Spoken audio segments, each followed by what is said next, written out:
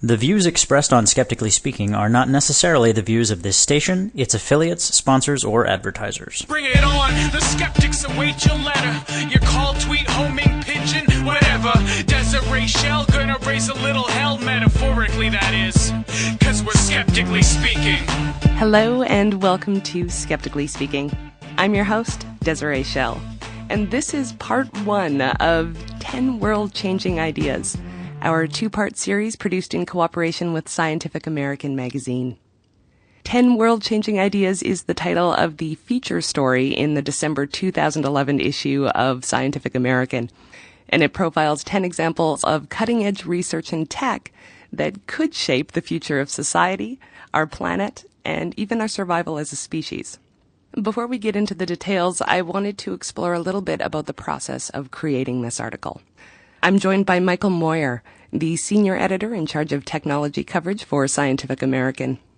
Previously, he spent 8 years at Popular Science magazine, where he was the article's editor, and he was awarded the 2005 American Institute of Physics Science Writing Award for his article, Journey to the 10th Dimension. Welcome to Skeptically Speaking, Michael. Thank you for having me. Now, I think we should start by pointing out that these are 10 potentially world-changing ideas, correct? You're not reviewing technology that's already made a big impact. That's right. We were looking for things that are right on that interesting cusp where they're kind of coming out of the labs and moving into the commercial world in such a way where we think that they'll be scalable and that they're going to be able to have a big impact on the world in the years to come. Now, of course, predictions are very difficult, especially about the future. So, of course, not all 10 of these are going to radically change everything that we know about the world that we live in. But they're what we think are good examples of simple, clever ideas that can really shape the future. So what qualifies a technology as world-changing, then? Well, we look for technologies in a few different ways. One of the most important factors we look in is whether it's going to be able to change people's day-to-day lives or their health or the environment in a significant way. Well, 10 is a nice round number, but I'd imagine that you had many ideas to choose from. How did you go about deciding which projects that you would choose? Well, this is the third year we've created our world-changing ideas package. And what we do every year, beginning very early in the year, is we start assembling lists of interesting technologies that we hear about, things coming out of the labs. We have a network of scientists whom we depend on, of fellow writers and authors and science writers who follow this sort of stuff for a living. And we start collecting lots of things that come out of places like MIT, Caltech, and smaller labs around the world. Then towards the summertime, we start culling and start trying to figure out which of these ideas are simple enough to be able to kind of understand in a full way in the short treatment that we're able to give it in the magazine, but also is clear enough for people to understand how it could really affect the world. So have you already started looking for next year's big ideas? We finished putting this, the World Changing Ideas 2011 together about a month and a half ago. And about a month ago, I started looking for World Changing Ideas for 2012. Wonderful. Well, thanks very much for joining us, Michael. Thank you for having me. And now, here are 5 of this year's 10 world-changing ideas, as chosen by Scientific American. Christopher Mims is a journalist who specializes in sustainability and technology. He blogs for Technology Review, Grist, Smart Planet, and Fast Company, and writes articles for Wired, Scientific American, Technologist, and Slate. In another life, he was a crayfish neurologist specializing in functional and anatomical studies via magnetic resonance imaging. Welcome to Skeptically Speaking, Christopher. Thanks for having me. So, of all the world-changing ideas, I have to say this one is the creepiest. Very cool, but also creepy. The wallet in your skin. Do explain, sir. Well, there's a security expert named Bruce Schneier. He likes to point out that everything that we rely on whether it's our credit card or, its online equivalent, is just a pointer to our identity in a database somewhere, which is our financial identity. And there's no reason that pointer has to be a physical object, right? Sometimes it's something immaterial like a PIN or a password that we've memorized. Right. It could also be something in our own bodies. The idea here is that we can use basically our own hands as a unique way to point to our financial lives.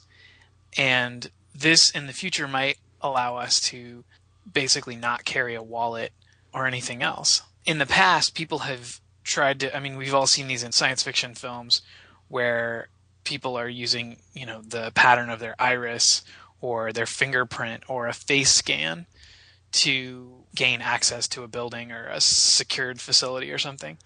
But there's kind of problems with each of these, what are called biometrics. And there's a new solution that is being pioneered by Fujitsu.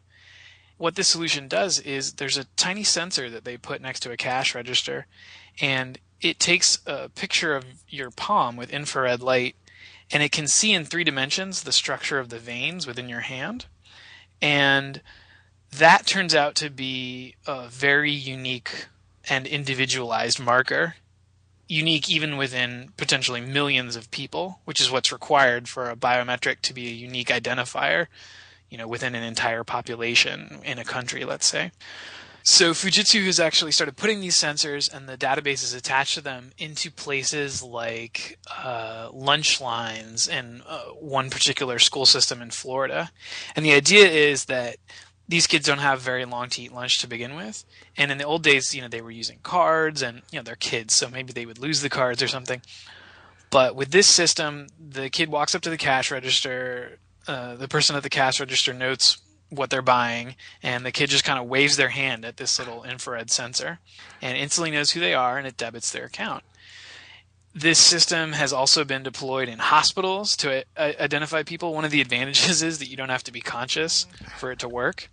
And the general idea is that in the future, we could move toward a sort of walletless world where instead of relying on a credit card or something to be our unique identifier, we'd use our own bodies.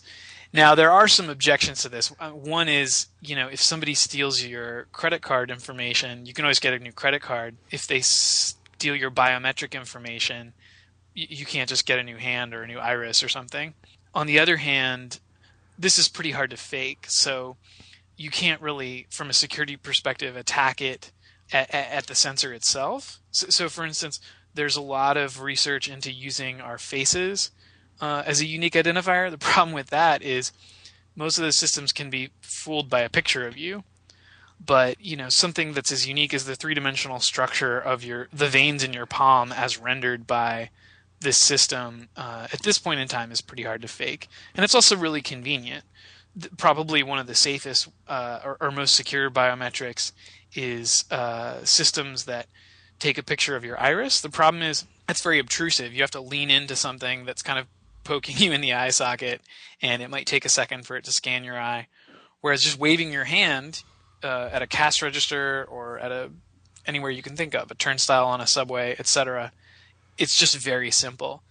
It just takes a few milliseconds for the sensor to get a picture, and then it searches its database for a match, and when it finds you, you're done. And so the idea is that eventually this might replace everything that we use as means of exchange right now, whether it's cash or credit. Are the patterns in your veins actually more unique than fingerprints then? Yes. It's my understanding that the 3-dimensional pattern of veins in your palm is more unique than your fingerprints, and also in some respects harder to fake. So one of the problems with fingerprints are that we're leaving them everywhere all the time. So it's not hard for somebody to pick up your fingerprint and make a mold. Okay, now you mentioned that one of the advantages of this is that you can identify people when they're unconscious. But what about when they're dead? Does the technology rely on your veins being, I'm probably not putting this correctly, but full? I think it does. I think that's one of the things that makes it harder to fake. So I don't think this would work when you're dead. I mean, you wouldn't use this for, recognizing people in a morgue. But that's also an advantage. I mean, you couldn't just chop someone's hand off and Thank you. And use that. And I have watched too many science fiction movies where they take out the eye and such and hold it up to the scanner, and that's creepy. And actually, again, this whole thing is creepy. I actually spoke to my son about this, and he was promptly repulsed. So why does this seem more creepy than retina scans? Because that's pretty creepy, really, when you think about it. Personally, I don't find it all that creepy. I think part of the creep factor might be if you've seen the images that the sensor captures, it's a little bit like one of those medical models. It's kind of an X-ray of the hand. You're looking at the blood vessels, and there's something kind of 19th century Victorian Frankenstein about that. But this is more accurate, so that's good. But are there other distinctive body parts that we'll be scanning in the future, perhaps? I mean, the interesting thing about the attempt to replace the credit card with biometrics is that it's kind of a puzzle. So security researchers think of these ways that people could uniquely identify themselves, and then other security researchers try to crack those methods and show a way that they're not as secure. So ironically, right after I wrote this piece, I heard about something that I thought was at least as cool, and it kind of makes face recognition, which is a fairly insecure biometric, work pretty well. And this is a system that I think they're rolling out now, and it's based on your smartphone. So your smartphone knows where you are because it has a GPS receiver in it. And there's a payment system where if I'm within, say, 50 feet of a cash register in a Starbucks, and this app is running, the barista or whoever's on this cash register is going to see a little grid of faces, profile photos of everybody who has this app running who's within 50 feet of this cash register. And when they recognize you at the time of payment, they just tap your face. So by narrowing the pool of faces down to the one up to, let's say, a dozen people who are standing next to the cash register, you're able to make an insecure biometric, which is the face, fairly secure. And there's an added layer of security, which is that human beings are much cleverer about detecting fake faces than, let's say, cameras and artificial vision systems are. I mean, you can't fool the barista at Starbucks with a life-size photo of someone else's face. Oh, the future is weird, sir. It is. That was Christopher Mims, sustainability and technology journalist. Fred Guterl is the executive editor of Scientific American. He's also the author of the book Fate of the Species, about how humans are at risk of extinction and how to avoid it, which Bloomsbury will publish in May. Fred, thanks for being here. Oh, thanks for having me. So tell us about the Bitcoin. The Bitcoin is a digital currency. It's like the dollar or the euro, so it does better than the euro. Now when you buy something online, you use a middleman. You use a credit card company, or you use PayPal, or you use your bank, And Bitcoin, the idea behind Bitcoin is to make an actual currency that can be exchanged digitally, but that doesn't require a clearinghouse, a third party who takes out fees and such to do it. And it uses encryption technology, which has been around for a while, but it hasn't really been applied in this realm. And each person has a public address, which anyone can find, and then you have a private key. And so if you want to send money in Bitcoin to someone else, then you use your private key to send it to them at their public address. And it's all encrypted so that theoretically it's not going to get hacked. So it's basically just transferring code over like a peer-to-peer network. So why would this be better than using PayPal or a credit card? Well, because those things involve fees. Whenever you use a credit card, the credit card company is taking a slice of the business. The founders of Bitcoin have decided that what the world needs is some kind of digital currency that would be able to stand on its own. It's like it's a difference between a check and cash. So if you write someone a check, you give them a piece of paper, they have to go to the bank and they have to cash it. But if you give them money, then there's no middleman. You just give them something that's directly got some value. Well, there's also the anonymous nature of money. Is Bitcoin linked to a person, or could you use it anonymously? It's anonymous. One person sends it to another. but it doesn't really leave a trace. So for this reason, it actually could be used to launder money. When you move money physically, it creates a trail. So if you pay somebody by credit card or you transfer money through a bank, it creates a paper trail. If you carry money across a border in a suitcase, it doesn't really create a trail, but you can get stopped by a customs agent, I suppose.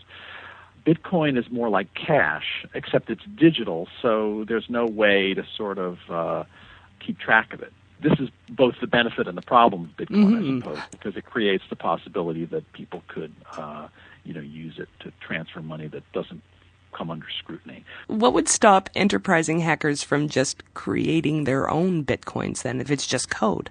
There's a supply, like there's a money supply. There's a supply of Bitcoin out there. There's a finite number of Bitcoin. And that has to be managed in a way that a central bank would manage money. You'd issue it. So it's not just like you can send code and create your own Bitcoin. I mean, it would be great if each one of us could just print our own money, which that's what I was thinking. Actually do. Right. Some counterfeiters do that. I mean, printers are very good now, so they've had to get better with currency and make it harder to replicate with a color printer. Bitcoin has had some security problems, which has sort of tarnished it a bit. And the value of the currency, because it is a currency, has really whipsawed. At one point last year it dropped to 10% of its peak value. And it's since come back. For a while people were willing to sort of pronounce it dead on arrival, but in the last few months it's actually shown some life. It's not a slam dunk that this is going to change the world, but I think the idea of digital currency is an idea that is out there and that really has a kind of a compelling idea behind it. And now, people are using it now, right? Yes, people are using it now. Well, how many companies are accepting it? Because that's really the big thing, right? Not very many. I mean, 100 or so. It's something like that. It hasn't taken off. It's a big idea that's sort of kind of still staggering out in the real world. What would it have to take for it to take off? It would have to be accepted by a lot of people. And for it to be accepted by a lot of people, I mean, that's all a currency is something that we all accept. It has value. So now what would it take for people to accept it? Gee, who knows? I mean, maybe one of the things that it would take would be for it to have some kind of stable value. It's been whipsawing all over the place. It's gone way up and down. So I don't know who would, you wouldn't want to put your life savings in Bitcoin right now, because it's, it would just be too volatile. But maybe people would use it just for the purposes of transferring money. Maybe they would convert your money to Bitcoin and then you transfer it and then you'd convert it back to something else. But like right now, Bitcoins are kind of like Esperanto. It makes sense. It is a bit like that. But no one's using it. But it's a big idea. It could change the world. That was Fred Guterl, the executive editor of Scientific American. You're listening to Skeptically Speaking, and we'll be right back with more of Scientific American's world-changing ideas after this.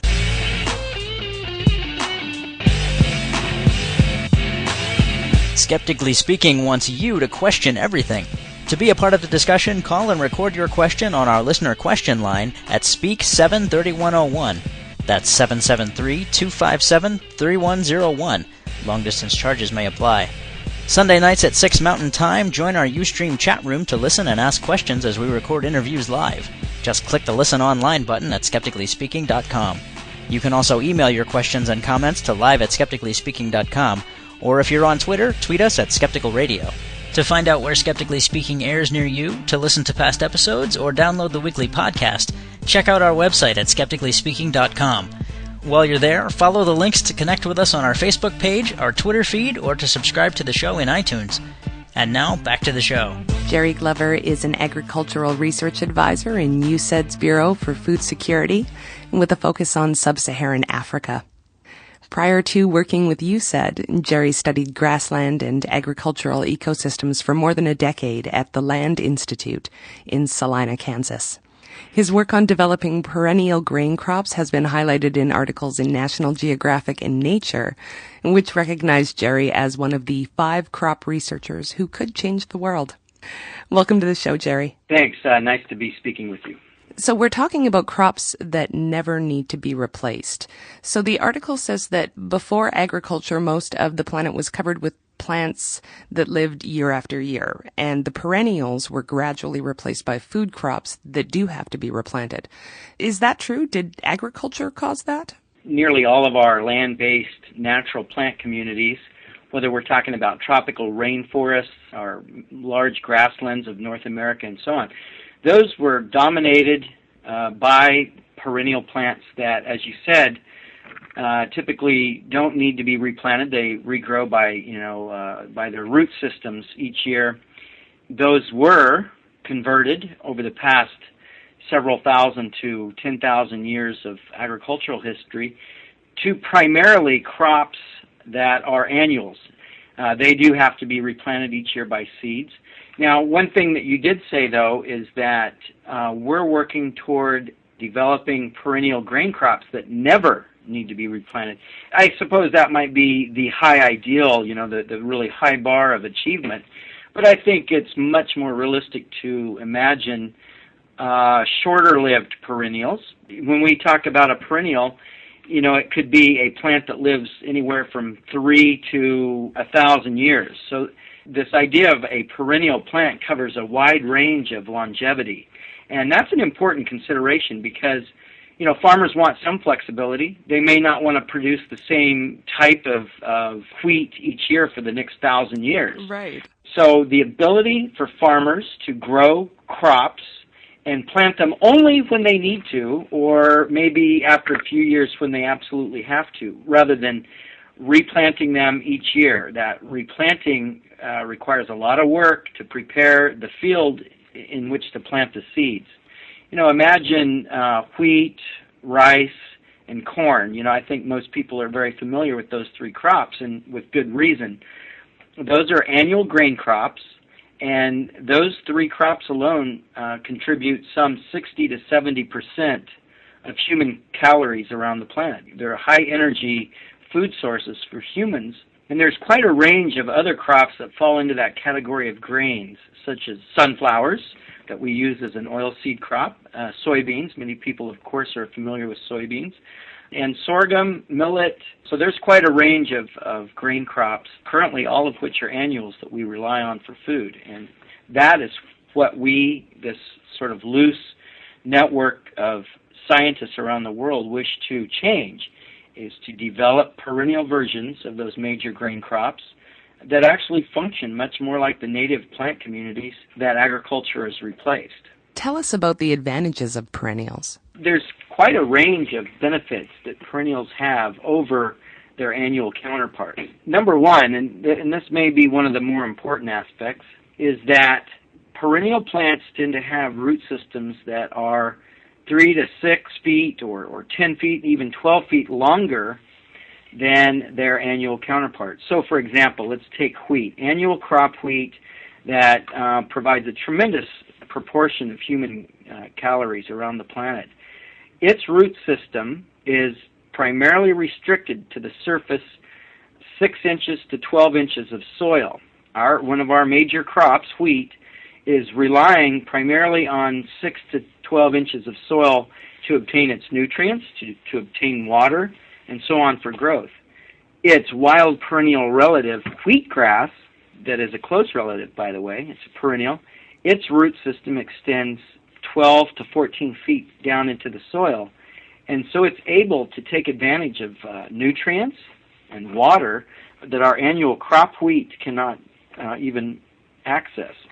The other critical factor, and this is maybe equally important, is the length of growing season that perennials have. Because they can regrow after harvest, if we had a perennial grain crop, you could go in and harvest the seed off of it for food, but then it regrows, capturing sunlight, and again, protecting the soil surface and putting plant sugars below ground that the roots then feed into the soil. And that's an important concept because plants are the primary regulators of what's going on below the soil surface, feeding all those little microorganisms that make a soil healthy and function well in terms of producing a plant. So those two things, the longer growing season and access to sunlight and ability to tap into important resources such as nutrients and water deeper within the soil convey quite a few benefits, just in terms of how the landscape functions, how water flows through the system, how nutrients are managed, and so on.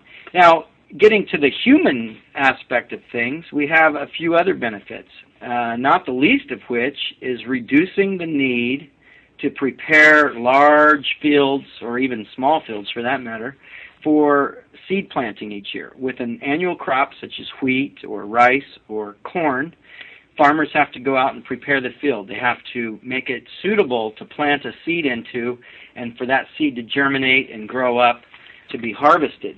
With a perennial version of the grain crops, when there's sunlight available, water is available, nutrients are available, and the temperature is suitable for plant growth, the perennial would emerge on its own from its own root system, would grow up and produce seeds that could be harvested, grains, and then following that harvest, it'll regrow. And that provides opportunities for farmers to harvest the vegetative regrowth for other uses, such as for livestock.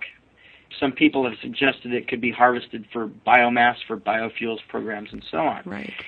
So there's a whole suite of opportunities there, and I personally, in working in the United States and around the world, believe that those ecological and farmer benefits conveyed by perennials are most immediately useful and most useful in many of the regions of the world that currently suffer from great widespread landscape degradation and food insecurity.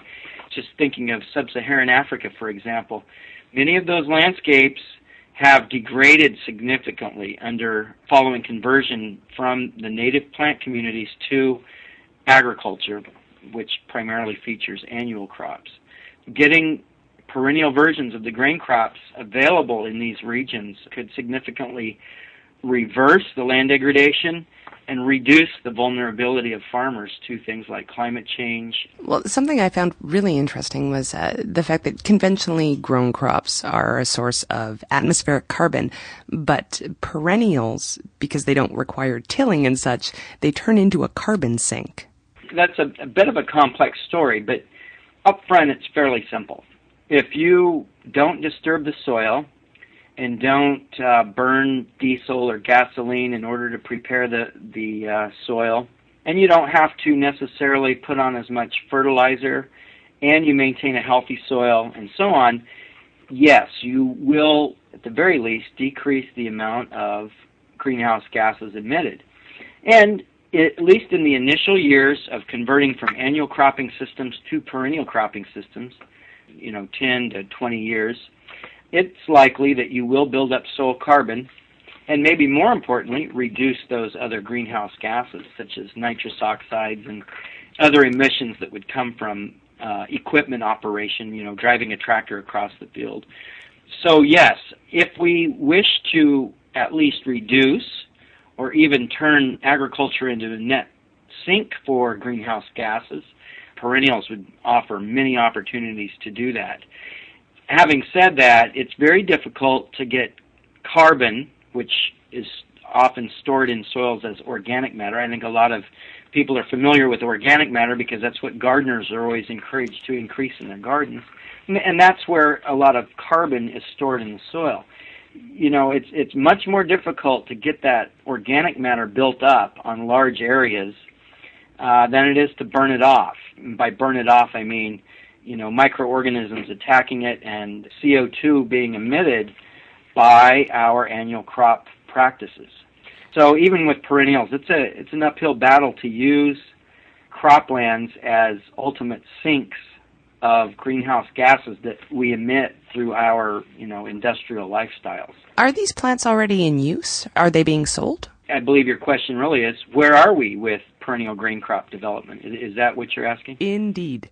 Then the answer is it depends on which crops we're talking about. Right.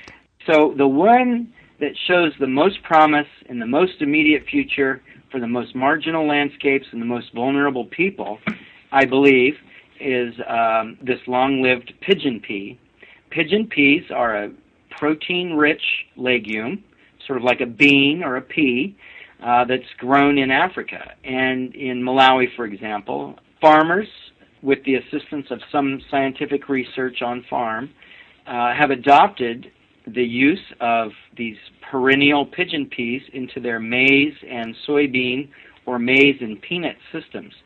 So the farmers are growing pigeon peas, these perennial pigeon peas, with their maize or corn, and then when they harvest the corn, the pigeon peas are still growing, then they can harvest this nice protein-rich pigeon pea. Then they plant soybeans, and they get a soybean harvest and another pigeon pea harvest. And the contribution of the pigeon pea to that system is the nitrogen that they can provide. Legumes, in many cases, are able to use nitrogen out of the atmosphere for their own use, and they often can supply some to the other crops. Pigeon pea is very good at that. So they provide some nitrogen to the corn crop, and they provide some nice conditions for growing soybeans as well. So farmers there, often when we're talking about farmers in that region, we're talking about women, are able to harvest a lot more protein to feed to their families. And they get similar or higher maize yields. If you compare it to maize yields where no fertilizer has been applied, it's radically higher yields. So a lot of benefits from just integrating that one perennial crop into a maize and soybean system. So that's immediately available. It's being used by farmers in places. I believe that the potential for expanding its use is great. Now, as we move on to other crops, let's take probably one of the more difficult crops to develop a perennial version of, maize, or people call it corn. That will probably take at least 20 years to develop. The bright spot in the development of a perennial version of corn is the use of high-tech genotyping approaches in which scientists are able to look at the genetic makeup of these of the plants that they're working with and determine whether they're suitable for crossing with other corn parents or will be discarded. In the past, it would take maybe years for scientists to characterize a perennial plant to determine if it has suitable characteristics. You have to plant the seed that you're working with, let it grow up, and evaluate it over a period of years.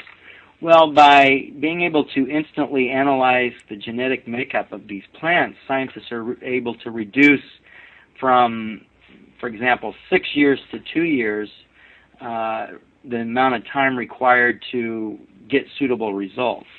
So that's quite a reduction, a threefold reduction in the amount of time to achieve the same results.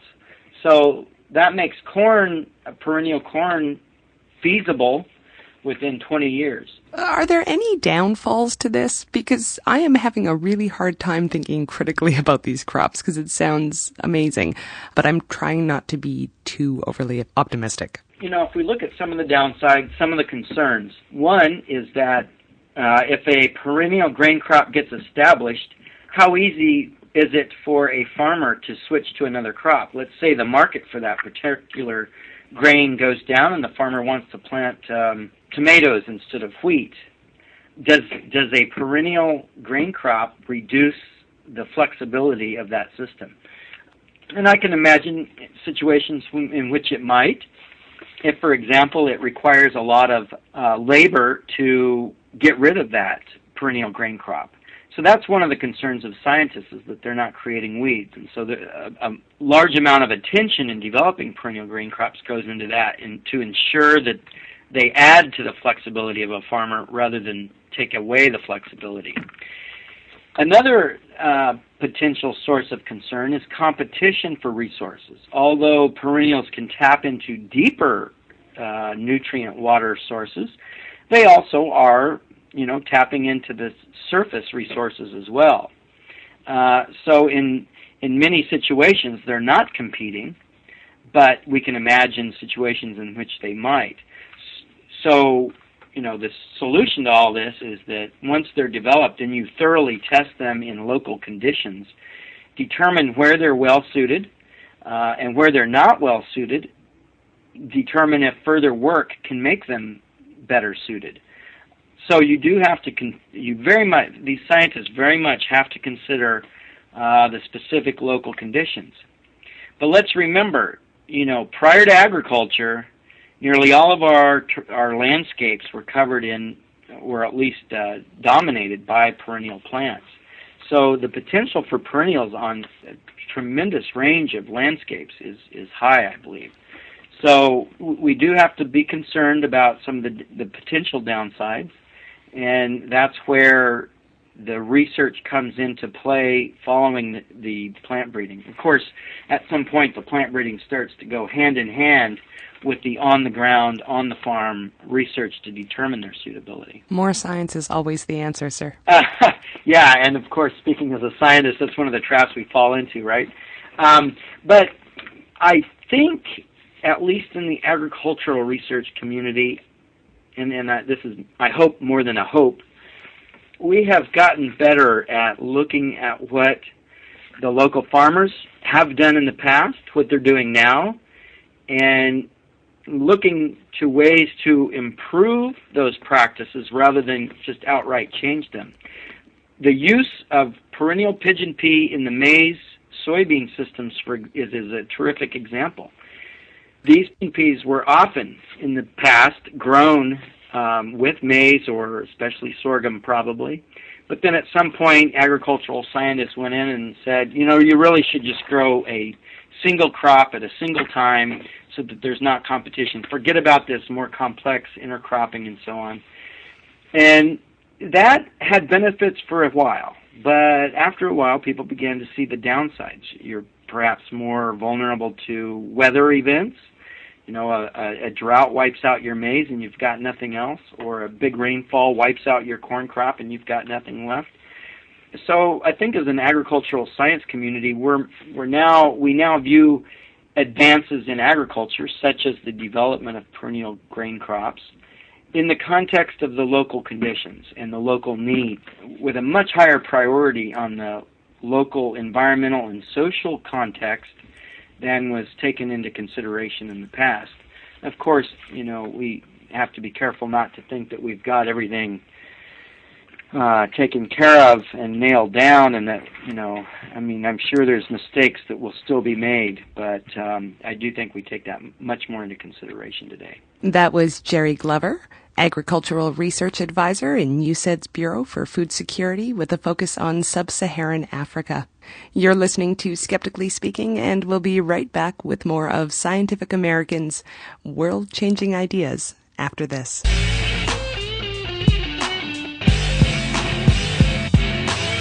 On the next episode of Skeptically Speaking, we're teaming up with Scientific American to bring you part 2 of our series on the technologies profiled in their World-Changing Ideas feature article. We'll talk to Scientific American editors and writers, and researchers who are developing cutting-edge tech that just might shape the future of our society and our planet. That's next week on Skeptically Speaking, on your local radio station, or online at skepticallyspeaking.com. Michael Moyer is the senior editor in charge of technology coverage for Scientific American. Now, we've spoken about superbugs on the show before, but if you could just give us a quick refresher, what are they? Over the 20th century, we became very good at fighting bacterial infections through the use of antibiotics, and it's saved millions and millions of lives. We've become so good at preventing bacterial infections that we've started to use antibiotics for all sorts of reasons. Sometimes your doctor may give you a prescription for antibiotics even if you just have a cold, which is a virus. Agriculture, a lot of farmers will give their animals antibiotics to prevent them from getting sick in the first place. Now, of course, antibiotics work, but only so well. They don't kill all of the bacteria. And so what happens is the bacteria which are resistant to the antibiotics, they're the only ones that are left.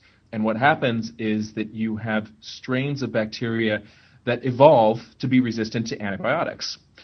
What we've seen, especially in the last decade or so, is the rise of some pretty scary, what we call superbugs. MRSA, or Methylcoccus-resistant staph infection, is one of the worst of them. And these are infections which will literally eat the flesh off of your skin, and which doctors have no tools to fight. So we have this great problem with superbugs, found especially in institutional settings such as hospitals or prisons or gymnasiums. Sometimes they're found. And we're kind of running out of tools to fight them off with. So it goes without saying then that researching an effective treatment has been high on the list of things to do.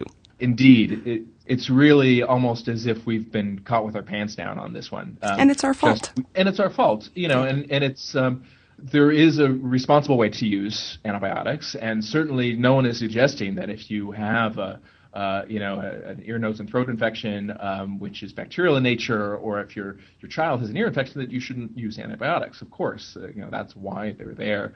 But it's through the overuse of antibiotics that we've really accelerated the development of these very highly resistant superbugs.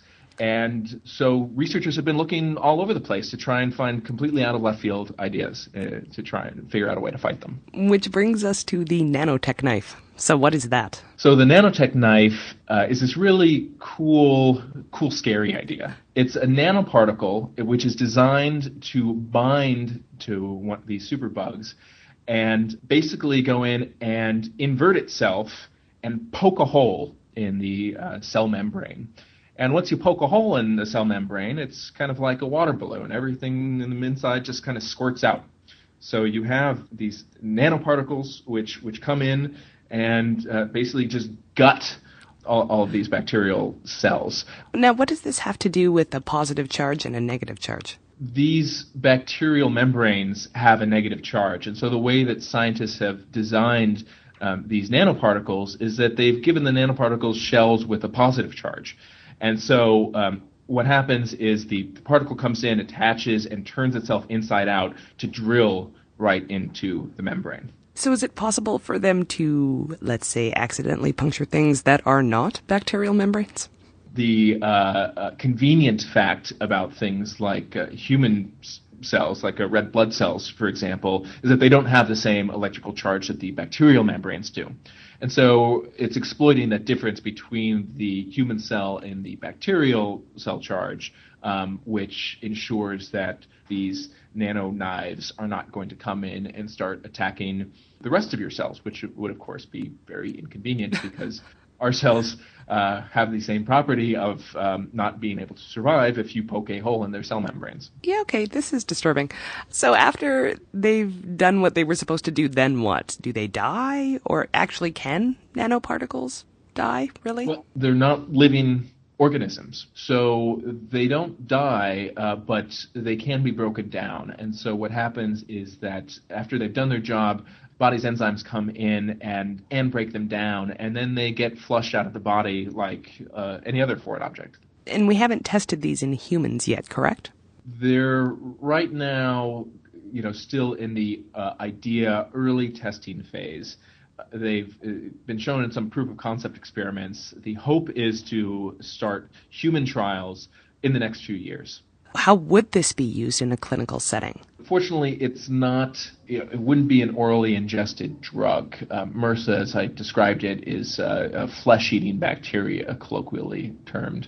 And so doctors in a healthcare setting would squirt a gel that contained these nanoparticles and apply this gel to the wound. And so you would have this direct application of the nanoparticles to the bacterial cells in question. So basically kind of similar to the antibiotics we use now, the ones that we overused and laid the ground for resistant strains. I sense in your question won't any offensive measure against bacteria lead to the same problems that we have right now? You win a prize. Yeah. And I guess my answer is of course, because bacteria are living organisms and they evolve on fast timescales. It's like trying to come up with the flu vaccine, for instance. Right. Why do you have to get a flu vaccine every year? It's because the viruses that cause the flu evolve from year to year. And so, the health organizations have to figure out, okay, what's going to be the virus for next year, and let's create the antibodies for that virus. It's the same thing. And so if you describe it as a cat and mouse game, it's not inaccurate. But what's our other option, really, is to just say, well, okay, the microbes win? Well, how could we avoid the same situation that we're in now? What have we learned here? One thing that I think we've learned that clearly we haven't learned because it's still going on is that we need to stop the overuse of antibiotics. And that would happen in a number of ways. One is better doctor and also patient education. A lot of patients will go into a doctor and demand antibiotics, even if it's something that the doctor knows is not treatable with antibiotics because it's a viral infection. But in order to make their patient happy, they will give them the antibiotic prescription, thinking that, well, it's not really going to cause too much of a problem. Of course, it's a collective action problem, in that if everyone does that, then you get these terrible drug-resistant infections. Another big issue is the agricultural issue, in that the way that pigs and cows and chickens are grown, ranchers and farmers often give their animals antibiotics not only so that they don't get sick in a lot of the confined spaces in which they're grown in, but also some strains of antibiotics will help the animals grow more quickly. Clearly, that's a public policy issue that has to be addressed, has not been addressed effectively, at least I know in the U.S., I don't know in Canada. There have been countries in Europe which have effectively banned that sort of use of antibiotics, the use of antibiotics for anything other than giving it to sick animals. They have not shown any decreases in the amount of cows. I'm thinking specifically of the Netherlands and their cows, the amount of cattle that they're able to produce. It hasn't been the disaster that a lot of farmers groups said. So I think that that's something that needs to be done with much haste. To extend that to the nanoknife, so not using them for everything from the common cold to cancer, perhaps? Yes. So, an experimental product like this, certainly that's going to be tested in the next few years, would not be used in anything except for the most difficult and egregious cases. You could imagine a future in 20 years from now when just every hospital has this sort of nanoknife stocked, and somebody comes in and has a bad infection, and they're like, we'll just inject you with some of that. Antibiotics are still going to have their place in the world, but we need to start developing the big guns for the really problematic bacteria. That was Michael Moyer, the senior editor in charge of technology coverage for Scientific American. Christopher Mims is a journalist who specializes in sustainability and technology. He blogs for Technology Review, Grist, Smart Planet, and Fast Company, and writes articles for Wired, Scientific American, Technologist, and Slate. And lately, he's been helping friends launch an experiment in alternate funding models for science and environment-focused media called Major Planet. Now, we've been talking about electric cars for years, but they just really haven't made it into the mainstream. Why is that? I mean, electric cars actually date back to the invention of the internal combustion engine, so it would be easy to look at it as a conspiracy between the infant oil companies and Henry Ford, but the truth is it's not. Gasoline has always been able to store much more energy per unit of volume than batteries have. I mean, it was true 100 years ago, it's true today. So electric cars simply don't have the what's called energy density in their batteries to give them the same power and range as a conventional gasoline fueled vehicle. Of course, the reason we're talking about electric cars now is that it turns out that our reliance on oil, which is the number one source of energy for the entire world, has consequences for the climate, and oil is getting harder to find. It's more expensive than ever. So now there's a couple of different kinds of batteries. There's flow batteries and then there's lithium-ion batteries. Can you explain sort of the difference between how they work? The really big kinds of batteries that people are talking about using for the electrical grid to, say, store wind energy so that it can be used when the wind isn't blowing, or solar energy so it can be used at night when the sun isn't shining. Those kinds of batteries are usually flow batteries, and they don't store a lot of energy per pound of electrolyte, but their contents are entirely liquid.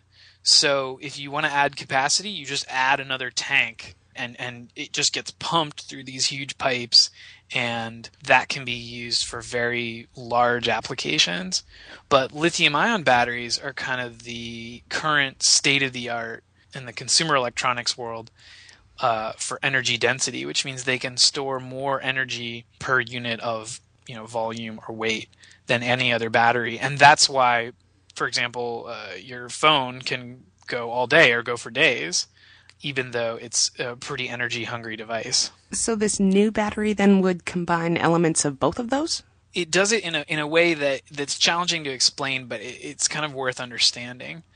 So in a normal battery, you have liquid contents, and you also have like an anode and a cathode, which means the sort of what you're used to thinking of as the positive and the negative end of the battery. And these are usually just solid pieces of metal, or they might have some unique three-dimensional shape to give them more surface area. And it's the exchange of ions or electrons between the different components of the battery that allows it to either discharge or recharge. And what's different about this battery is that those parts of the battery that are normally solid have been broken into little tiny nanoscale particles. And that means that the effective surface area of the parts of this battery that would normally be solid is very, very high. But it also represents kind of a new approach to building batteries in general. Lithium-ion batteries, as we know them, that's just one kind of what's called a battery chemistry. And there are other battery chemistries. There's different combinations of metals and organic components that can go into a battery. But when you break the normally solid parts of the battery into these very, very small components, and you put them into this slurry, suddenly you create something that can have twice the energy storage of a conventional lithium-ion battery, but also because it's very nearly liquid, it can flow. And so that leads to some interesting potential applications, one of which is, imagine that you had this kind of battery in your car, and you pulled up to a gas station, and instead of filling up on gasoline, you would fill up on this charged electrolyte, stick the nozzle into your car in the same way as you do now, and the old discharged electrolyte inside your car would be pumped out, and the new charged electrolyte would be pumped in. Well, what's interesting about that is currently, if you have an electric car like a Nissan Leaf, depending on what kind of charging situation you have, it could take you all night to recharge that car's battery.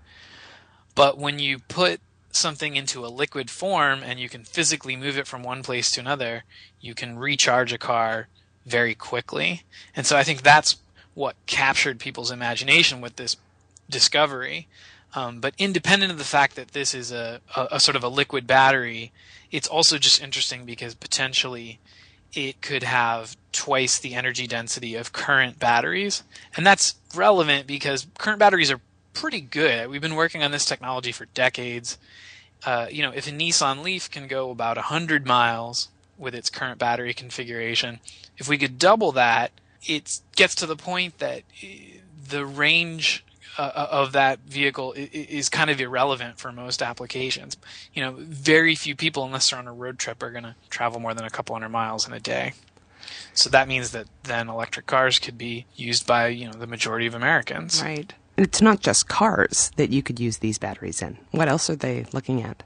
Well, what's interesting about this battery, and I think sort of this industry in general, is, everybody has to figure out, where can I sell this battery until I have enough scale to make this battery affordable enough for everyone? So, we think of electric cars and we imagine these giant batteries inside them. Well, if you broke up a Tesla Roadster, which is the fanciest electric car available, it's like hundreds of thousands of dollars, inside you would find hundreds of tiny AA battery size lithium-ion batteries. So why do you have so many? It's a waste of packaging. Well, the answer is all current lithium-ion batteries were developed for consumer electronics. The demand was laptops, cell phones. Right. So that industry is what launched lithium-ion batteries and made them cheap enough for us to start using them in cars. It wasn't like the battery companies could sit around for 20 years while they developed the chemistry waiting for the Chevrolet Volt to come along. So in the same way, the folks at MIT behind this battery, who've had success previously with lithium-ion batteries, are trying out a different application, which is that they want to build really massive grid-scale batteries. These are batteries large enough to contain enough energy to power a small town overnight, let's say. So you have a big wind farm somewhere, and it's producing extra electricity, at some points during the day. That's stored in these giant grid-scale batteries, which, literally physically giant, like the size of, a building or something. And then it's discharged when it's necessary. And it turns out that if you have just a little bit of this capacity in the grid, it can go a long way toward making it easier to put renewables onto the grid, because the grid has to be balanced at all times. The amount of energy going in has to equal the amount of energy going out. And sometimes the wind stops blowing. Sometimes clouds pass over entire solar arrays in the desert, and then you see this huge drop in energy production. So you have to be ready for that. And, you also have to account for the fact that there are times when renewable energy simply isn't available. So just putting a small percentage of the grid's total capacity into the grid in the form of batteries turns out to have this really big effect on the total amount of renewable energy you can put on the grid. So that's the application they're going for. And if they're right, they'll sell an enormous amount of this technology because so much is needed. But there are some problems currently. Well, one thing that's important to understand about these batteries is that this is a preliminary discovery. So it's not preliminary in the sense that, we just discovered a new physical effect and maybe 20 years from now we can exploit it. They do have a working prototype, but it's not available commercially yet. They're setting up a venture to commercialize it, which, shows they have a great deal of confidence in it.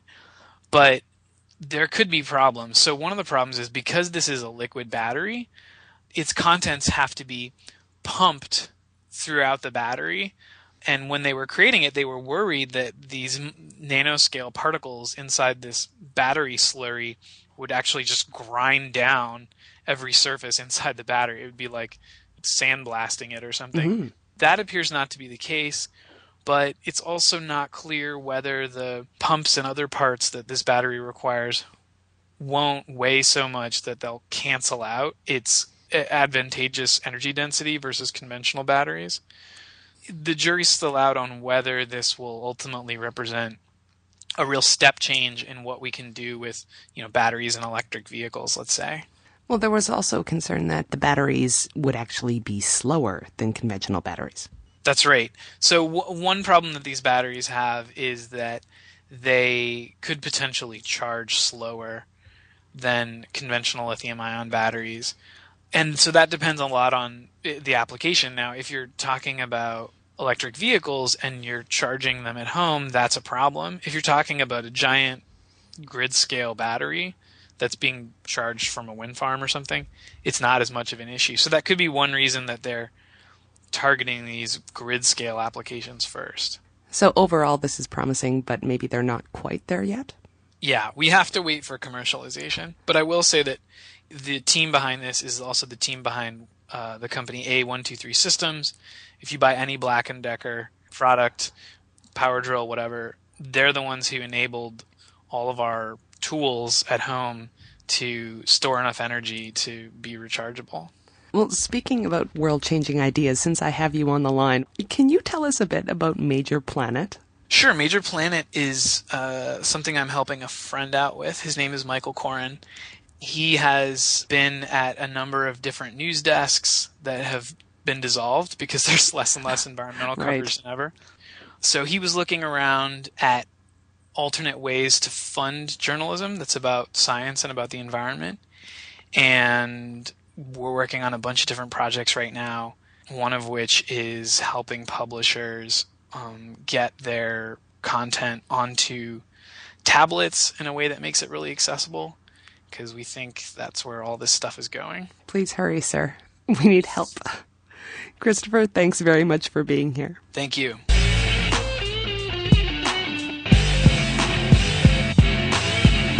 This episode of Skeptically Speaking was produced in cooperation with Scientific American magazine. You'll find links to their 10 world-changing ideas feature on our website at skepticallyspeaking.com. While you're there, click the links to find us on Twitter, Facebook, and Google+, and on iTunes, where you can subscribe to the show or leave a review. Thank you for listening, and be sure to tune in next week for Part 2 of 10 World-Changing Ideas from Scientific American and Skeptically Speaking. Bring it on, the skeptics await your letter. Your call, tweet, homing, pigeon, whatever. Desiree Shell gonna raise a little hell, metaphorically that is. 'Cause we're skeptically speaking.